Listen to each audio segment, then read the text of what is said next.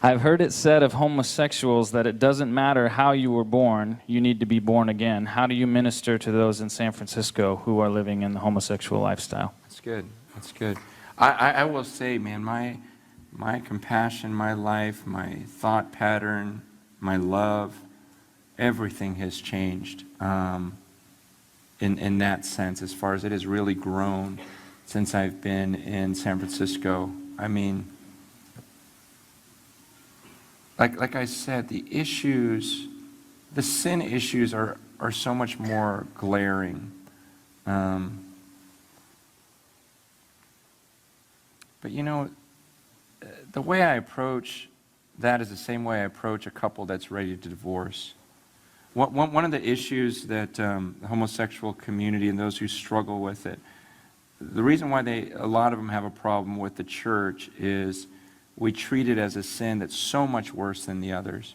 And we'll excommunicate people for homosexuality, but we won't do it for divorce. And I do it for divorce. It's a terrible sin in the sight of God. When you're cheating on your wife, or you're going to leave her for some ungodly reason, an unbiblical reason. I guess to me, a lot of these sin issues are secondary. The bottom line is, let's just start here. What I say to people, whatever issue you're dealing with today, is, are you willing to surrender to God no matter what He says? What if He said in this book, Chinese people have to stand on their heads? I mean, that's just an example. Like, I'll try to stand on my head. I mean, I'll just, He's God. What if He said, Chinese people don't get to marry? He's God. I don't like that, but I'm going to surrender to that because I understand the difference between a creator and a created being. Like, so whatever.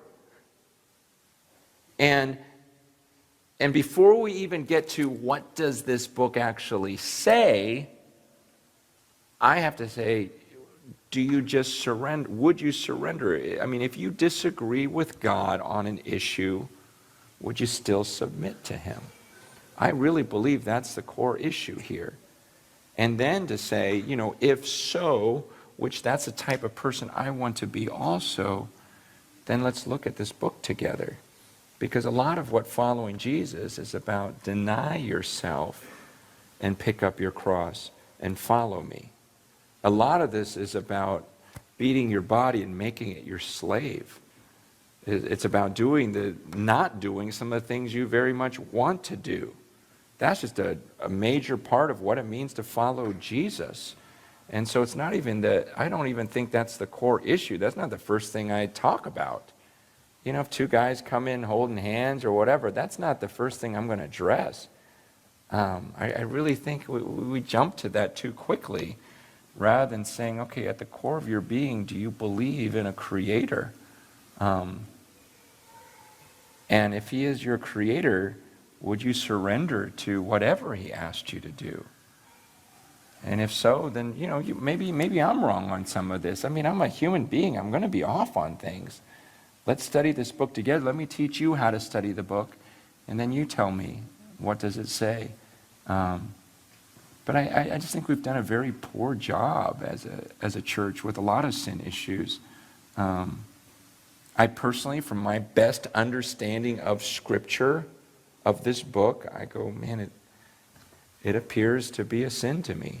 But if you study it, and your natural conclusion or your best conclusion is that it is not, and help me understand that. I want to see that, but I want to see it from Scripture and not from reasoning, because we're all going to reason. And a lot of times we fight for the things we want. I fight for some of the things I want, and not necessarily the things that are true. It's just what we do.